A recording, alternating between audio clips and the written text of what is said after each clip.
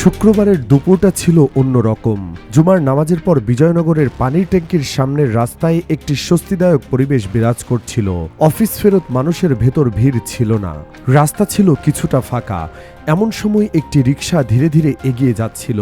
তাতে বসা ছিলেন ইনকিলাব মঞ্চের মুখপাত্র, ঢাকা ৮ আসনের স্বতন্ত্র প্রার্থী এবং একজন তুখোর বক্তা শরীফ ওসমান হাদী। তিনি কয়েকজন পরিচিত ও স্থানীয় নেতাকর্মীর সাথে কথা বলে শেষে রিকশায় উঠেছিলেন সর্দার উদ্যানের দিকে যাওয়ার জন্য।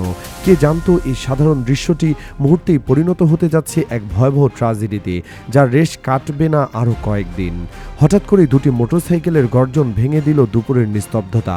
তীব্র গতিতে এসে রিকশাটির খুব কাছাকাছি চলে এলো সেগুলো। প্রত্যক্ষদর্শীদের বর্ণনা অনুযায়ী তারা কিছু বুঝে ওঠার আগেই বিকট শব্দে চারদিকে হুড়মুড় করে উঠল। একদল দুর্বৃত্ত মোটরসাইকেল থেকে নেমে শরীফ ওসমান হাদীকে লক্ষ্য করে গুলি ছুড়ল।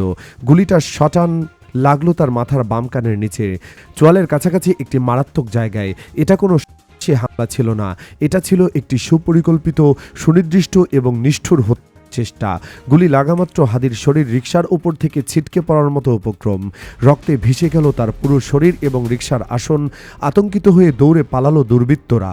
রাস্তায় শুধু পড়ে থাকলো রক্তাক্ত একজন মানুষ, আর ছড়িয়ে ছিটিয়ে থাকলো আতঙ্ক আর হতবিহবল মানুষের ভিড়। দলীয় নেতাকর্মীরা ছুটে এসে আহত অবস্থায় তাকে উদ্ধার করে আরেকটি রিকশায় তুলে নিয়ে ছুটল ঢাকা মেডিকেল কলেজ হাসপাতালের দিকে। পথে তার অবস্থার অবনতি ঘটতে থাকে। হাসপাতালের জরুরি বিভাগে নেওয়ার পর চিকিৎসকরা ছবিটা দেখে শিউরে উঠলেন। গুলিটি এতটাই মারাত্মক জায়গায় লেগেছে যে তার মস্তিষ্কের সাথে শরীরের রক্তসংযোগ ছিন্ন হয়ে গেছে। ডাক্তাররা জানালেন তিনি আশঙ্কাজনক অবস্থায় কোমায় চলে গেছেন এবং তার ব্রেন হয়ে গেছে। তার মধ্যে জীবনের স্পন্দন খুঁজে পাওয়া প্রায় অসম্ভব হয়ে পড়েছে। ঢাকা মেডিকেলের সার্জনরা যতই চেষ্টা করুন না কেন, সেইগুলি বের করা এবং তাকে সুস্থ করে তোলা এক কঠিনতম চ্যালেঞ্জ। খবরটা মুহূর্তের মধ্যে ছড়িয়ে পড়ল সারা দেশে। একজন তুখোর তরুণ নেতা, যিনি নির্বাচনের মাঠে সরব ছিলেন, তিনি আজ মৃত্যুর সাথে লড়ছেন। হাসপাতালে তার সমর্থক ও অনুসারীদের ভিড় জমতে শুরু করল। তাদের চোখে মুখে শুধু আকুতি আর আতঙ্ক। 4 ব্যাগ রক্তের প্রয়োজন বলে জানালেন চিকিৎসকরা। শুরু হলো রক্তের খোঁজ। এই একটা ঘটনাই যেন বাংলাদেশের রাজনীতির অন্তরালে থাকা অনেক কিছুকে টেনে বের করে আনলো। নির্বাচনী তফসিল ঘোষণার পর দেশের যে উত্তপ্ত পরিস্থিতি, তার মধ্যে এই এক বালুতে আগুন ধরিয়ে দেওয়ার মতো। পুরো সরকারি ব্যবস্থা নড়েচড়ে বসল। রাজনীতির করিডোরে শুরু হলো জল্পনা কল্পনার বন্যা। এই ঘটনার নেপথ্যে কারা, এই প্রশ্নটাই এখন সবার মুখে। তদন্ত চলছে, সিসিটিভি ফুটেজ খতিয়ে দেখা হচ্ছে, কিন্তু রাজনৈতিক বিশ্লেষক এবং জনগণের মনের ভেতর যে ধারণা তৈরি হচ্ছে, তা হয়তো তদন্তের চেয়েও দ্রুত একটা সিদ্ধান্ত পৌঁছে গেছে। ঘটনার পরপরই আমিরে জামায়াত ডক্টর শফিকুর রহমান এবং বিএনপির ভারপ্রাপ্ত চেয়ারম্যান তারেক রহমান তাৎক্ষণিকভাবে এই নিন্দা জানিয়ে বিবৃতি দিয়েছেন। কিন্তু যেটা নজর কেড়েছেন তা হলো সাদিক কায়েমের প্রতিক্রিয়া। তিনি ছাত্র জনতাকে প্রস্তুত থাকার আহ্বান জানিয়ে বলেছেন, চাঁদাবাজ ও গ্যাংস্টারদের কবল থেকে ঢাকা সিটিকে মুক্ত করতে অচিরেই আন্দোলন শুরু হবে। সন্ত্রাসের বিরুদ্ধে রুখে দাঁড়ানোর এই ডাক স্বাভাবিকভাবেই একটি অংশের মধ্যে সমর্থন পেল। বিএনপি এবং তাদের অনুসারীদের মধ্যে এই বক্তব্য একটি অদ্ভুত বিরূপ প্রতিক্রিয়া সৃষ্টি করেছে। বিএনপির অনেক নেতাকর্মী এবং একজন কেন্দ্রীয় ছাত্রদল নেত্রী পর্যন্ত সামাজিক যোগাযোগ মাধ্যমে এই ঘটনাকে তুচ্ছ-তাচ্ছিল্য করেছেন। তাদের প্রশ্ন, ওসমান হাদীর কি হয়েছে? সাদিক কায়েম কেন প্রতিবাদ করলেন?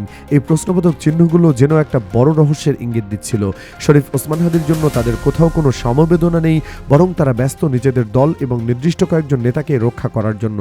এখানেই সবচেয়ে বড় প্রশ্নটি উকি দেয়। শরীফ ওসমান হাদী ঢাকা ৮ আসনে বিএনপির প্রভাবশালী নেতা মির্জা আব্বাসের প্রধান প্রতিদ্বন্দ্বী ছিলেন।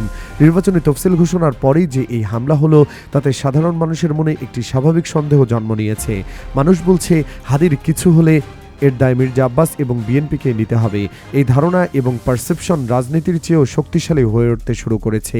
যে বিএনপি নির্বাচনের মাঠে সরব, তারা এই ঘটনার পর এক অদ্ভুত নীরবতা আর সন্দেহজনক আচরণ করছে। তারা সন্ত্রাসের বিরুদ্ধে সোচ্চারের কোনো বক্তব্য দিচ্ছে না, তারা বরং চাঁদাবাজি এবং সন্ত্রাসের অভিযোগ এনে নিজেদের নেতাদের বাঁচাতে ব্যস্ত। আর এই আচরণই তাদের বেশি করে সন্দেহের মুখে ফেলে দিয়েছে। কিন্তু কি আসলে ঘটনা ততটাই সোজা যতটা দেখছে? রাজনৈতিক বিশ্লেষকরা একটি ভিন্ন দিকও তুলে ধরেছেন। শরীফ ওসমান হাদী শুধু বিএনপির প্রতিদ্বন্দ্বী ছিলেন না, তিনি ছিলেন ক্ষমতাসীন আওয়ামী লীগেরও একজন কট্টর সমালোচক। তিনি মুক্তিযুদ্ধকে ব্যবসায় পরিণত করার বিরুদ্ধে জোরালোভাবে কথা বলতেন। বিশেষ করে ৩২ ধানমন্ডির শেখ মুজিবের স্মৃতি বিজড়িত বাড়িটি ভেঙে ফেলার ঘটনায় তার ভূমিকা ছিল অন্যতম। তিনি সেই স্থাপনাকে মাটির সাথে মিশিয়ে দেওয়ার পক্ষে ছিলেন, জানিয়ে ক্ষমতাসীন দলের মধ্যে তার প্রতি তীব্র ক্ষোভ ছিল। এমনকি তিনি নিয়মিত ভারত থেকে হুমকির ফোন পাচ্ছিলেন বলেও দাবি করেছেন তার ঘনিষ্ঠজনেরা। তাকে হত্যার হুমকি দেওয়া হচ্ছিল, এমনকি তার স্ত্রীকে হুমকিও দেওয়া হয়েছিল বলে অভিযোগ আছে। এসব তথ্য মিলিয়ে অনেকে মনে করছেন এই ঘটনার পেছনে স্বৈরাচার আওয়ামী লীগের একটি চক্র জড়িত থাকতে পারে। তবে বাস্তবতা হলো, রাজনীতিতে বাস্তবতা যতটা না গুরুত্বপূর্ণ, তার চেয়ে অনেক বেশি গুরুত্বপূর্ণ মানুষের ধারণা বা পারসেপশন। আর সেই পারসেপশন এখন বিএনপির বিরুদ্ধেই চলে গেছে। মানুষ যেহেতু বিএনপিকে সন্দেহ করছে, তাই বিএনপি এক কঠিন অবস্থার মুখোমুখি হয়েছে। এই সন্দেহের পেছনের আরেকটি যুক্তিও কাজ করছে। 5ই আগস্টের পর থেকে এখন পর্যন্ত বিএনপি নিজেদের অন্তর্কোন্দলে বা নিজেদের লোকজনের গুলিতে প্রায় 210 জন নেতাকর্মী নিহত হয়েছেন। একটি দল যে নিজেদের মানুষকে নিজেরাই এভাবে হত্যা পারে, সেই দল যে তার প্রতিদ্বন্দ্বী শরীফ ওসমান হাদিকে গুলি করতে পারে না, তার কোনো যুক্তিসঙ্গত প্রমাণ কোথায়? মানুষের মনে এই প্রশ্ন ঘুরপাক খাচ্ছে। এই ঘটনার পরিপ্রেক্ষিতে বাংলাদেশের ভবিষ্যৎ রাজনৈতিক পটভূমি অনেকটাই পরিবর্তন হয়ে যেতে পারে বলে মনে করছেন বিশ্লেষকরা। এটা শুধু শরীফ ওসমান হাদির উপর নয়, এটা সামনের নির্বাচনকে বানচাল করার একটি বড় চক্রান্তের অংশ হতে পারে। এরপর আরও কিছু ঘটনা ঘটতে পারে, যাতে করে নির্বাচন পেছানোর জন্য একটা পরিবেশ তৈরি হয়। এই পরিস্থিতি সরকার বাধ্য হয়েই সারা দেশে অবৈধ অস্ত্র উদ্ধার এবং চাঁদাবাজদের বিরুদ্ধে একটি বড় ধরনের অভিযানে নামতে পারে। অপারেশন ক্লিন হার্টের মতো একটি অভিযান শুরু হলে তাতে সবচেয়ে বেশি যারা ধরা পড়বে তারা হলো বিএনপির নেতাকর্মীরা।